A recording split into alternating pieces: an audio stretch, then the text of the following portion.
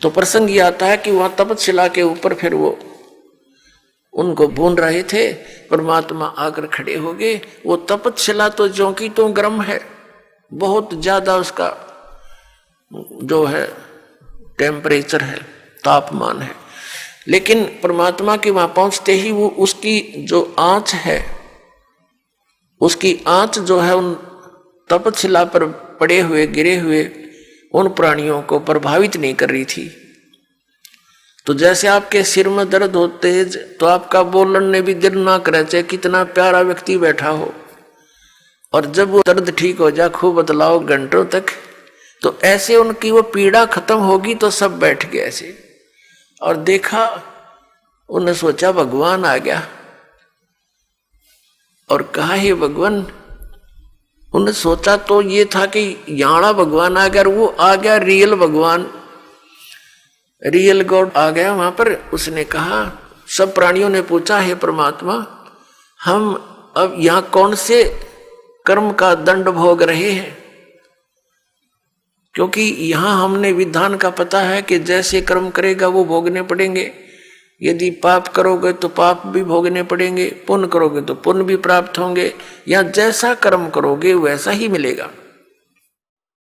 और परम पिता परमात्मा परम अक्षर ब्रह्म सत्य पुरुष कबीर साहिब का विधान है कि यदि उनकी सत भक्ति करोगे तो आपके पापों का नाश कर दिया जाएगा। पाप आपको भोगने नहीं पड़ेंगे, लेकिन भविष्य में गलती ना करना, एक कंडीशन भी साथ रखी जाती है।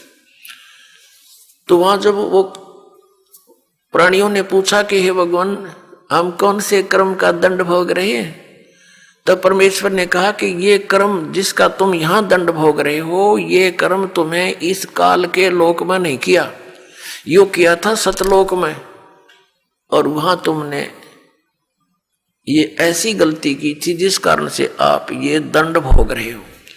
परमात्मा ने वहां फिर उनको पूरी तपतशिला पर वो तड़फ रहे थे प्राणी, फिर एकदम शांत हुए।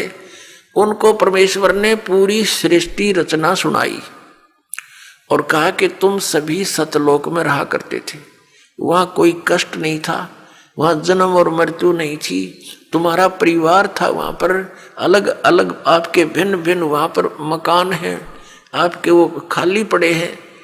अपने आत्माओं, यहाँ प्रत्येक व्यक्ति की ये एक नेचर है हमारी मनुष्य की कि हम कोठी बनावे तो बहुत बड़ी बनावे, बहुत बड़ी हो, आगे पार्क भी हो और झूले झाले भी डल रहे हो, यानी सब तरह की सब सुविधाएं, फुहारे छूट रहे हो, झरने बना रखे हो, तालाब बने हो नहाने धोने का, लेकिन ये हमारे से नहीं बन पाते हैं, वो अलग बात है। तो ये सब सुविधाएं आप जी को वहां सतलोक में है, और वहां आपका परिवार था, और पूरा का पूरा बहुत बड़े बड़े मकान आपके वहां पर हैं, नूर के महल हैं, नूर के बाग हैं आपके, अलग अलग प्रत्येक वहां हंस के परिवार का एक बहुत बड़ा लंबा चौड़ा व्यवस्था है। और वहां सदाबहार बाग बगीचे हैं, वहां पर सब अमृत आहार है, दूध और दही आदि के वहां सरोवर भरे रहते हैं।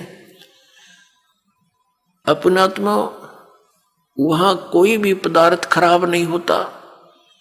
जैसे ये गंगा एक दरिया है अपने भारतवर्ष में, इसका जल कभी खराब नहीं होता, और आज तक वैज्ञानिक ये अपने आप में सोचे भगवान है नहीं, ये नहीं बता सके कि ये क्या कारण है। हिमालय से कितनी दरियाएं आ रही हैं, उसके जल को कितने दिन रखो आप खराब नहीं होता। ये एक सैंपल है उस सतलोक के पदार्थ का। ये सतलोक से आई है ये गंगा, और सतलोक से आई है ये निरंजन काल के लोक में, फिर आई है ब्रह्मांड में, जहां ये काल का एक टॉप, ब्रह्मांड के शिखर में टॉप में इसका अलग से एक गुप्त स्थान है। ये पहले वहां आकर गिरी, वहां इसका बहुत बड़ा सरोवर था, वो 6 महीने में भरा।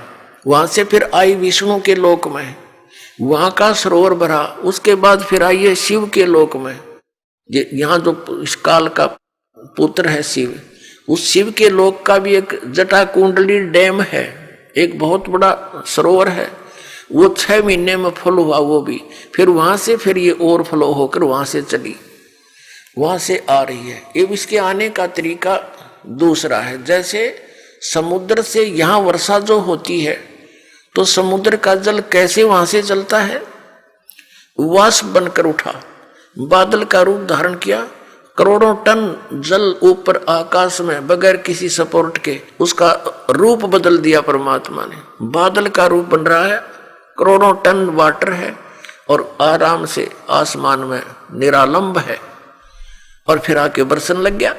तो ऐसे ही ये वहां से सूक्ष्म रूप से गंगा वहां से शिव के लोक से गिरती है, वाष्प रूप धारण करती है। इसकी वाष्प का एक निर्बाध वे है, वो सीधा आकर के हिमालय के उस स्थान पर आकर बर्फ रूप में बन जाती है और वहां से मेल्ट होकर के वो कंटिन्यूस नीचे आ रही है। तो ये सैंपल है उस परमात्मा के सतलोक के पदार्थों का। वहां कभी यहां भी खराब ना होती से गंदे लोक में, वहां तो बड़ा